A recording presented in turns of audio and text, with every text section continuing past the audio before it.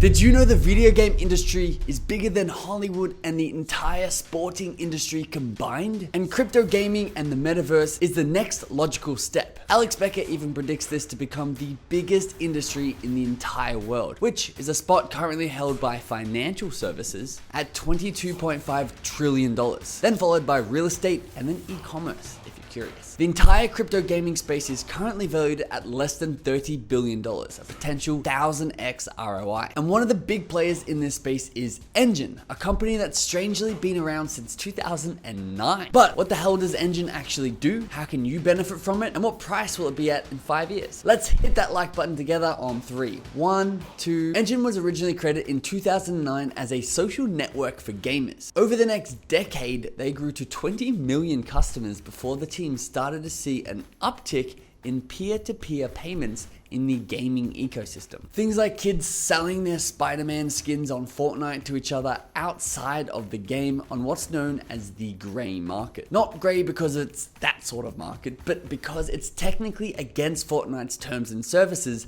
to sell their in-game items, as number 1, Fortnite cannot currently take a cut of that money, and number 2, with one of the biggest restrictions on Web 2 is the in-game items aren't actually owned by the players, but still owned by Fortnite and stuck inside of that account that you've earned them in.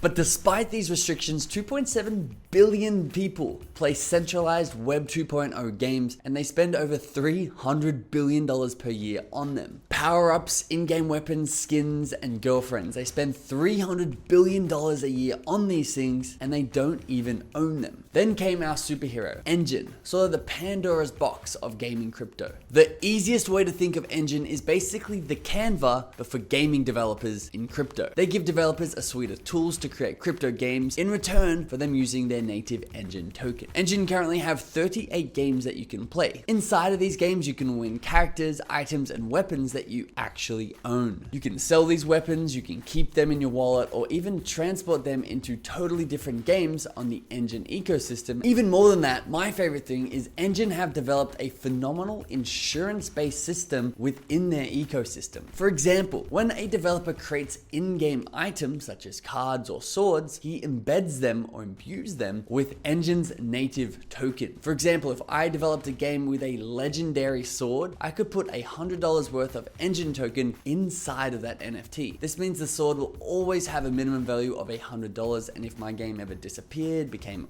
unpopular, or was a rug pull, I could always melt down that sword to claim the $100 of Enjin that was inside it. And with that $100, I could go to another game inside the Enjin ecosystem and buy a good sword in a game that's still around. Or of course, I could transfer it out to Ethereum, Bitcoin, or USDC. Enjin developers have actually used this tool to hide extremely rare Easter egg NFTs throughout their universe that are valued into the thousands of dollars. Also, for once, the gaming developers inside the Enjin ecosystem want their players to trade items. Unlike on that gray market where Fortnite receives no money for any peer-to-peer skin trading that happens, the developers of the games on Enjin can set secondary market royalties into their smart contracts that give them 5% of all peer-to-peer sales. So for example, if Fortnite was built on Enjin and they had $200 million of peer-to-peer trades in 1 year that actually make $10 million from these transactions. Enjin have also developed their own wallet that is consistent throughout all Enjin games. It sort of serves as your login or your identity throughout the ecosystem. It also makes it really easy to cash in or cash out of in-game currencies to things like Ethereum, Bitcoin, or even to US dollars. This prevents things like those silly loopholes that where you play a game for 5 hours and you earn $8, but then you go to cash out and you see there's like $100 or $200 minimum withdrawal limit and your money's just basically stuck. Enjin have also built their own layer 2 scaling solution to Ethereum called JumpNet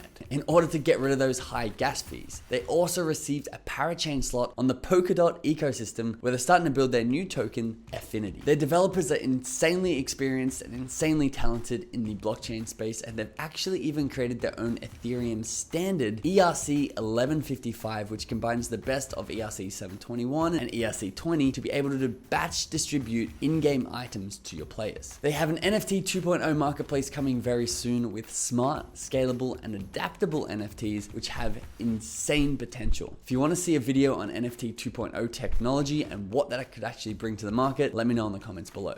So Enjin is a super promising crypto token, and it's already released 87% of their tokens. So it's not going to crash from a massive influx of coins. And the more developers that build on their platform, the more of their tokens become locked up inside these in-game NFT assets. This reduces sell pressure, makes coins more scarce, and inflates the price thanks to real-world utility, something that is weirdly uncommon in the crypto space right now. The potential downsides, of course, are other Ethereum scaling solutions like Immutable X or Arbitrum. And of course, Enjin's market cap is already over $1 billion, so it's almost seen as one of the blue chip tokens of the gaming world, if that's something that exists. So if you're looking for the late night, thick and juicy 100x gain train, this probably is not it. If you want to receive some Enjin coins, leave your wallet address in the comments below. We're going to send 2 people a bunch of Enjin coin for free. We'll announce those winners in our Discord, so join that in the video description. Thanks so much for watching. I'll see you in the next one.